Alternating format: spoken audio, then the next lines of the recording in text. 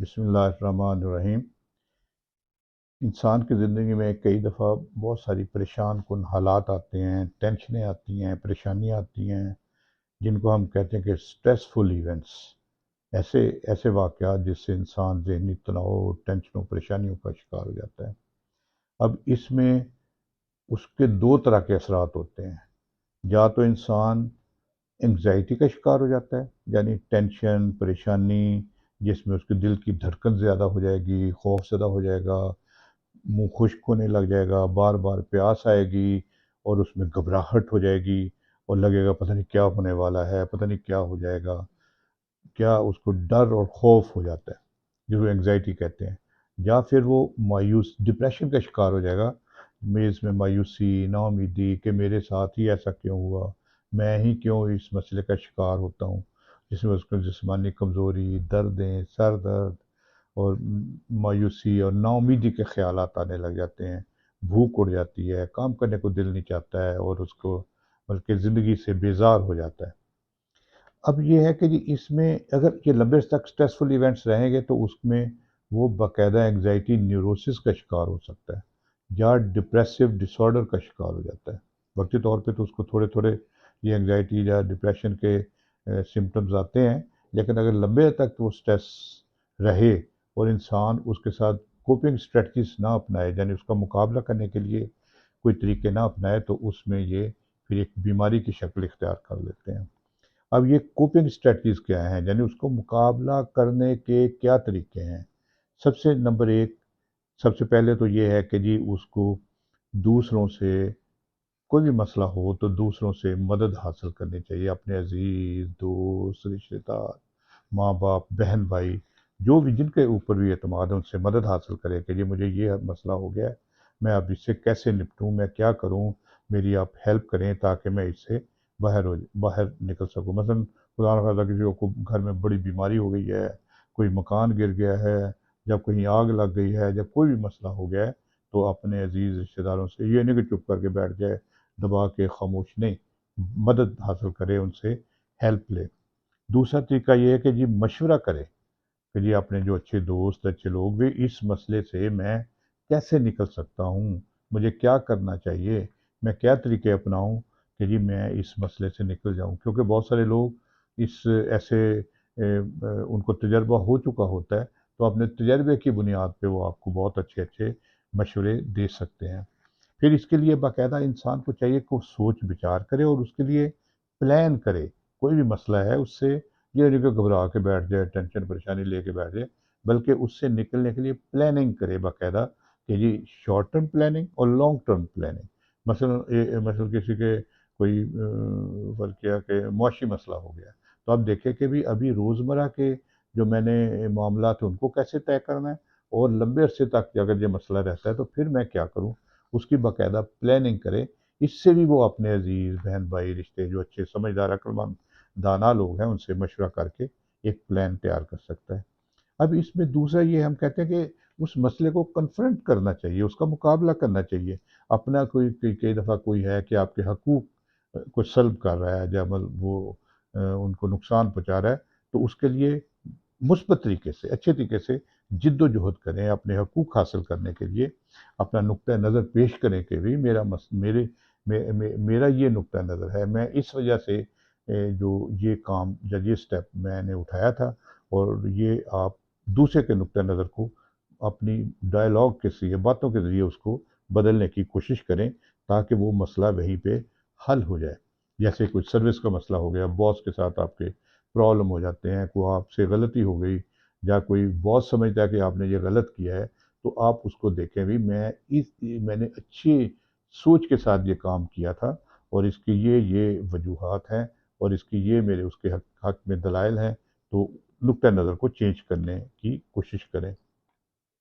پھر ایک اور اہم بات جو ہے نا، ایک جیسے کمرہ ہے، اس میں 8-10 آدمی ہوں اور اس میں بالکل بند ہو تو اندر گھٹن کا احساس ہونے لگتا ہے۔ اسی طرح انسان ہے، اگر اس کو بھی ٹینشنیں، پریشانیاں، سوچیں، ایسے مسائل ہوتے ہیں تو وہ اس کو بھی گھٹن کا احساس ہوگا، تو اس کے لیے وینٹیلیشن بہت ضروری ہے۔ وینٹیلیشن کا مطلب ہوتا ہے کہ اپنے جذبات کا اچھے طریقے سے اظہار کریں، چاہے ہم کہتے ہیں کہ واک آؤٹ اور ٹاک آؤٹ، یعنی باتیں کریں، بولیں اپنے مسئلے کو اندر ہی اندر نہ دبائے رکھیں کہ نہیں نہیں یار یہ میں مسئلہ بتاؤں گا تو شرمندگی ہوگی، جب برا لگے گا دوسرے کیا سوچیں گے، نہیں نہیں، اس کو اچھے طریقے سے جو سمجھدار لوگ ہیں جو آپ کے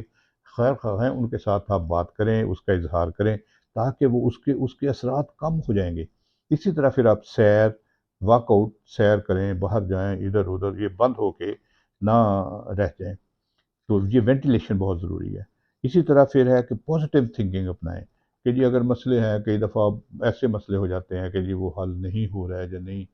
لگتا ہے کہ نہیں کچھ بھی ہوگا، تو اس کے بارے میں پھر پازیٹیو تھنکنگ اپنائیں۔ مثلا جاب چلی گئی ہے، اب آپ نے ساری کوششیں کی ہیں ساری کہ جی آپ نے لیکن نہیں کامیاب ہو رہا ہے، تو آپ پازیٹیو تھنکنگ ہو سکتی ہے کہ شاید اسی میں میری بہتری تھی، شاید میرے لیے کوئی اچھے مواقع اللہ تعالیٰ نے رکھے ہوئے ہوں، تو آپ اور مواقع کے لیے کوشش کریں اور مثبت سوچ اپنائیں ہمیشہ۔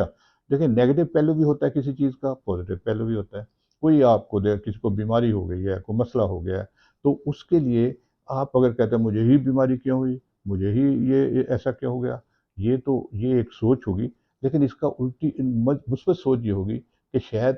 اسی میں میری بہتری تھی کہ میں کوئی بڑی بیماری سے بچ گیا، میں کوئی بڑی مشکل سے بچ گیا۔ یہ کئی دفعہ ایسے ہوتا ہے، تو آپ اس کو مثبت سوچ اپنائیں۔ اب تیسرا ایک اور جو ہوتا ہے اور چیز ہوتی ہے، ایک ہم کہتے ہیں کہ جو مشکلات یا یہ جو اسٹریسفل ایونٹس ہیں ان سے کئی لوگ اوائڈ کرنا شروع کر دیتے ہیں کہ جی وہ مطلب کہ لوگوں کو نہیں ملیں گے، یا اس جگہ پہ نہیں جائیں گے، یا اس پرابلم جو ہے اس کو فیس نہیں کریں گے بلکہ پیچھے ہٹ جائیں گے اور وہ مسائل اور گمبھیر ہوتے جاتے ہیں۔ تو یہ اوائڈنس بھی ایک کوپنگ اسٹریٹجی ہے جو کہ نہیں ہے، یہ نیگیٹو ہے، تو یہ تھوڑا سا خیال رکھنا چاہیے۔ اب اس میں یہ تو ہماری پازیٹیو اسٹریٹجی تھی نا کہ پازیٹیولی کیسے ڈیل کرنا ہے۔ اب ایک ہوتا ہے منفی طریقے سے بھی کئی دفعہ انسان ڈیل کرتا ہے، تو ان منفی طریقوں سے بچنا چاہیے۔ جیسے یہ میں نے اوائڈنس کہا، یہ منفی طریقہ ہے، نمبر ایک یہ منفی طریقہ ہے، یہ نہیں ہونا چاہیے، بلکہ لوگوں سے ملیں، اوائڈ نہ کریں، ان سے ملیں، پیچھے نہ ہٹیں، ان کے پاس جائیں، پرابلم کو نگلیکٹ نہ کریں، جیسے کہتے ہیں نا کہ آنکھیں بند کر لینا، مطلب کہ جیسے کبوتر بلی کو دیکھ کے آنکھیں بند کر لیتا، نہیں، مقابلہ کرنا چاہیے۔ اب اسی طرح دوسرا طریقہ ہے، کچھ لوگ جو ہیں وہ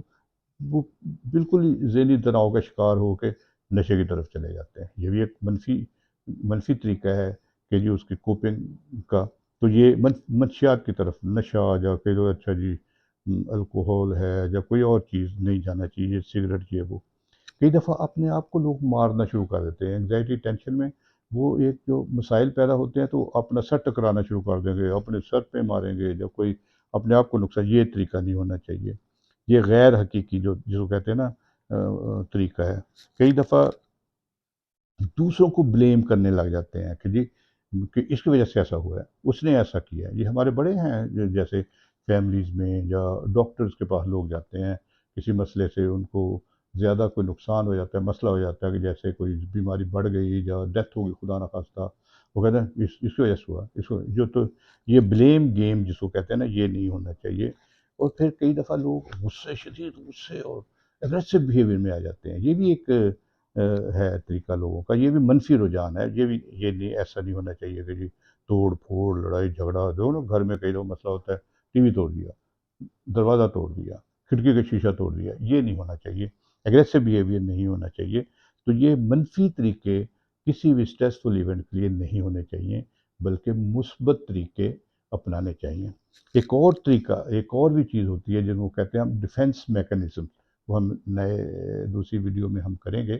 اس میں بھی ہوتا ہے کہ ذہنی جو لاشعوری طور پہ ہمارا ذہن، یہ تو ہم شعوری طور پہ ہے نا، یہ کوپنگ اسٹریٹجی جو شعوری طور پہ ہم استعمال کرتے ہیں خود، ایک ہوتا ہے ہمارا دماغ لاشعوری طور پہ کچھ طریقے اپناتا ہے ٹینشنوں پریشانیوں اور ان سے بچنے کے لیے، وہ ہم نئی ویڈیو میں انشاءاللہ کریں گے۔ شکریہ۔